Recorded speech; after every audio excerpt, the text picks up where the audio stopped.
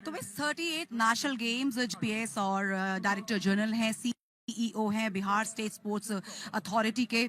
Welcome sir. क्या कमाल का एक्शन हम यहाँ पर देख रहे हैं इस एथलेटिक अरीना में, and I am sure you are enjoying this environment and also the athletics here. I am born athlete and my family is हमेशा कमाल ही होता है। और खास करके एथलेटिक फेडरेशन ऑफ इंडिया जो भी इवेंट कराते हैं सबसे बेस्ट इवेंट होता है और देखने में मजा आता है।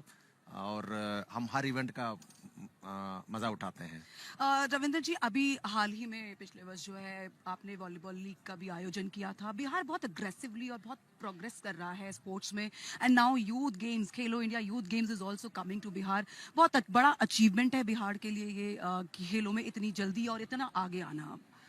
इसका मुख्य कारण है हमारा माननीय मुख्यमंत्री जी श्री नीतीश कुमार जी का पूरा देन है। उन्होंने 3 साल पहले मुझे कहा, एक आदेश किए कि बिहार में खेल एक आंदोलन का रूप लेना है। तो उस आदेश के तहत, उनके आदेश के तहत हम लोग काम करना शुरू किए हैं। इसलिए हर गेम में स्टेट लीग, फिर सिलेक्शन ट्रायल्स कराना, टैलेंट स्काउटिंग कराना, फिर कैंप्स करा के हर चैंपियनशिप में बच्चे को भेजना। और अब देखिए, अब उसके परिणाम ये है कि 2000 में जब बिहार झारखंड बंटवारा हुआ है, उस बंटवारे के बाद पहला गोल्ड मेडल नेशनल गेम्स में बिहार को परसों हासिल हुआ है लॉन बॉल में। जी। तीनों बेटियां मिलके की है जी। पल्लवी, खुशबू और निकेट। जी। फिर नेशनल गेम्स में कभी फेंसिंग में हमको मेडल नहीं आया है। जी।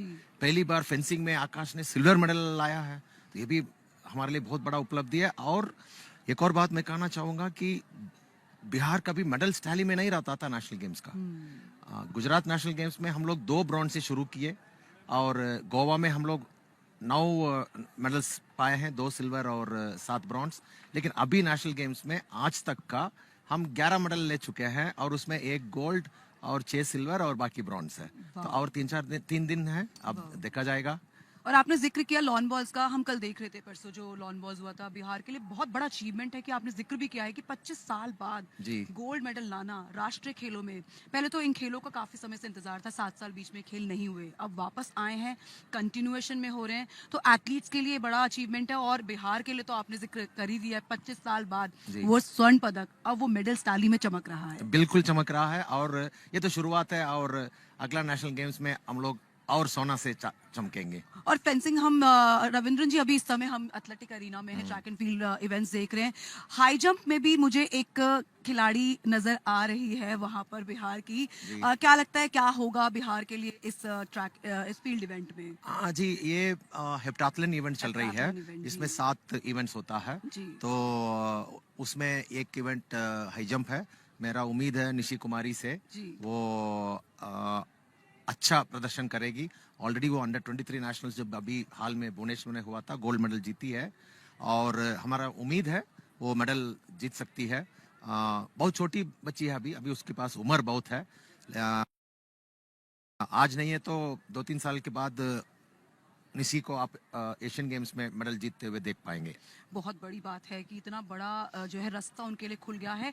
और एक और चीज़ मैं आपसे ज़रूर जानना चाहूंगी रविंद्र जी, क्योंकि आप इतनी बारीकियों से जुड़े, इतने क्लोजली जुड़े हुए हैं स्पोर्ट्स से, और नेशनल गेम्स का अपना आप में एक इतिहास है। जब भारतीय नेशनल गेम्स की बात होती है तो इन गेम्स को, क्योंकि जो किस तरह से इवोल्यूशन आपने देखा है नेशनल गेम का, क्योंकि उत्तराखंड में ये गेम्स कंडक्ट कराना, 10,000 के आसपास एथलीट्स जो कहते हैं हर साल एथलीट जुड़ते चले जाते हैं, 4,000, 5,000, 6,000 एथलीट्स।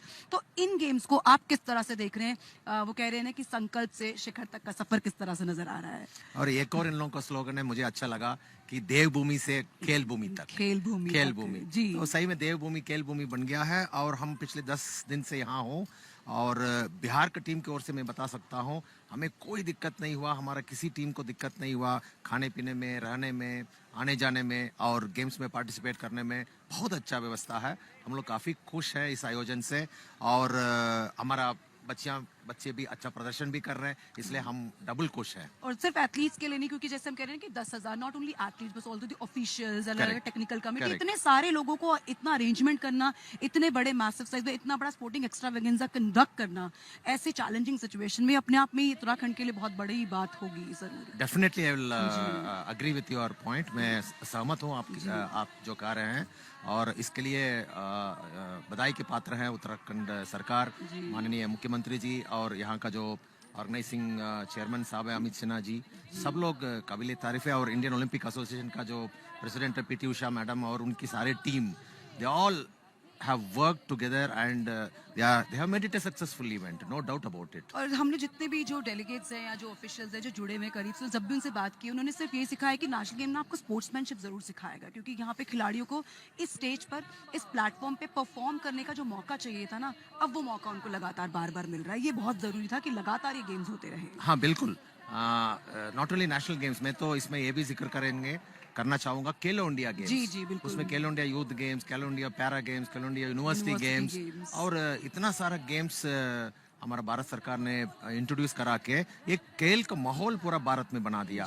मैं ये कहूँगा कि एक मूवमेंट, स्पोर्ट्स मूवमेंट शुरू हो गया हमारा कंट्री में, और ये ऐसे ही मूवमेंट बरकरार रहेगा और रफ्तार पकड़ेगा तो 2036 में जब ओलंपिक्स होगा 2 डजन से ज्यादा हम ओलंपिक्स में मेडल जीत पाएंगे। वाओ, ये हमारा उम्मीद है। Words coming from you. और कांग्रेचुलेशंस, एक तो खेलो इंडिया यूथ गेम्स आपके राज्य में आ रहे हैं, उसके लिए आपके लिए बहुत बहुत शुभकामनाएं और बेस्ट विशेस हैं, और हमसे जुड़ने के लिए बहुत बहुत धन्यवाद। Thank you so much. Thank you.